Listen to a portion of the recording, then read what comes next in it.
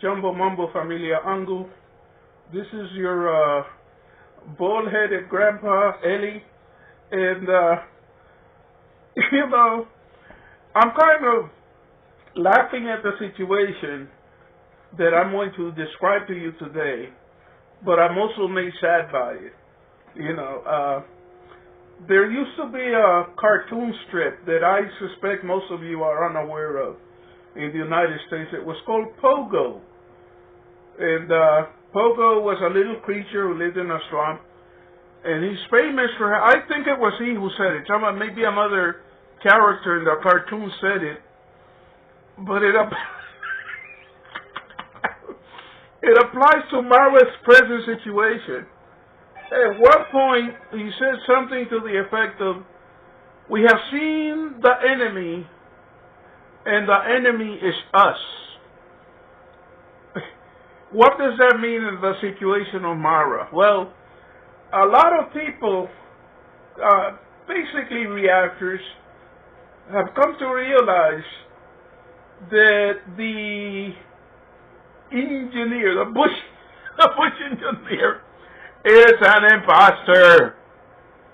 And I was one of the people that was saying he's an imposter too. You know, not only is he supposed to supervise a construction site, he should be maintaining a certain level of safety in the construction. None of this has been done. Lately, to quote A.M. Carroll, he has been busy going around, A.M. Carroll, Black Beauty, anybody with two eyes. This man has been going around making content. In the meantime, his boss is very, very sick. Let me comment about that. For the longest time, I kept making a prediction, and that was that maybe Marwa would not live to complete this house, or in the alternative, that the house simply would never be complete. I'm proving to be correct. Okay?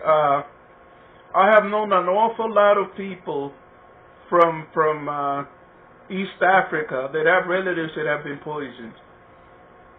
It's reality. That's the fact of it.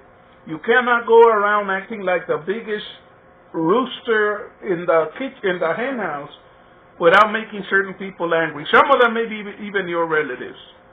And some of those people might take steps to deal with you. We're beginning to see the cards fall in place. First of all, the engineer who likes to go around with his chest stuck out, grilling people, it turns out that he, number one, has completely been negligent in the job that he's done. He's completely neglected his duties and obligations as an engineer. And we know that because of the plumbing situation. We know that because of the electrical situation. This construction site is totally out of control. At any given moment, people that are working, pardon me for that noise. At any given moment, people who are working hard are being interrupted by Marwa so that he can make a video. And, you know, everybody's running around like chickens without their heads cut off, but we have seen two things that are very, very sinister. Number one, failure to adequately supervise a construction site led to something that recently could have led to a very serious situation involving children.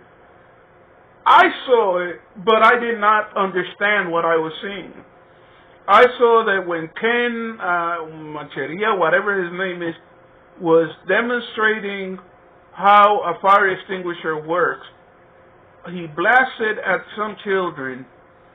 Some of them ran, one of them, it was two little boys. One of them ran backwards, almost tripped over some rebar.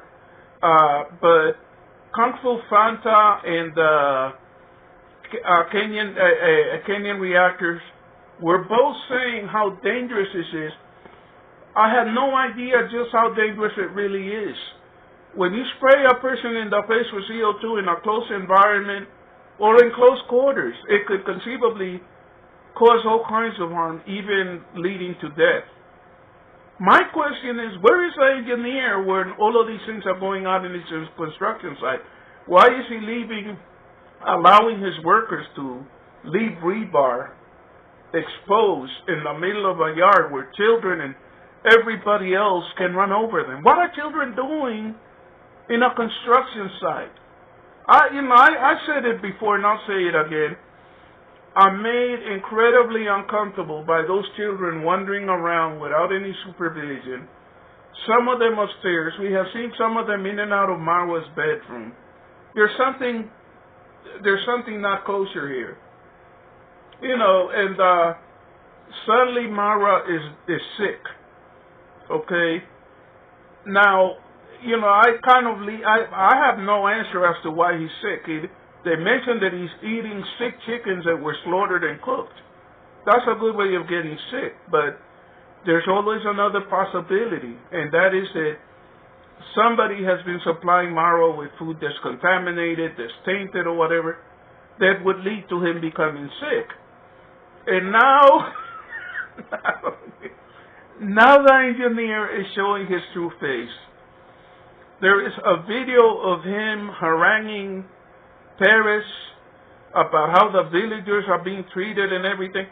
This is the man who ran off Jane Kinga. Since when does he care about anybody? It sounds to me like if the reactors and everybody else is coming for this engineer, and he's trying to cover his behind by suddenly becoming the hero who's defending the villagers and criticizing Marwa, when all of us have seen him repeatedly kiss Marwa's ass. Anything, if Marwa says jump, he goes how high, and he does it. Now suddenly he's laughing he's questioning, and the villagers this and the villagers that, as if, oh my God, I'm finding myself defending Marwa. As if you are obligated to invite people to a private party just because they're fellow villagers. That doesn't make any sense. That's ridiculous, in fact. The engineer is showing his true colors. And that leads me to a speculation. If suddenly, now that Marwa is sick and out of the picture, not only is he not really doing any meaningful work, he's just roaming around making films, making videos and interviewing people. The question then becomes, was it by accident or was it by design that all of the sloppy work with the plumbing and the electrical system was done?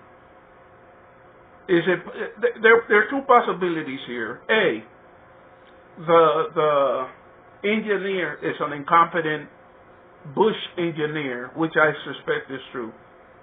But then there's another possibility, and that is B. The engineer was a saboteur. Who brought the first plumber in? Who is supposed to be supervising the construction? The construction is going on like if a bunch of chickens without heads are running around in circles. Who is it that put that plumber in place? Who is it that put that electrician in place? Who is it that, it basically has created a big shit show out of this building project? Pardon me for that noise. Marwa is an egotistical man who will never admit, that he's beyond his debts. That was the job of the engineer. And suddenly, suddenly the very same engineer is coming along and grilling Paris about how the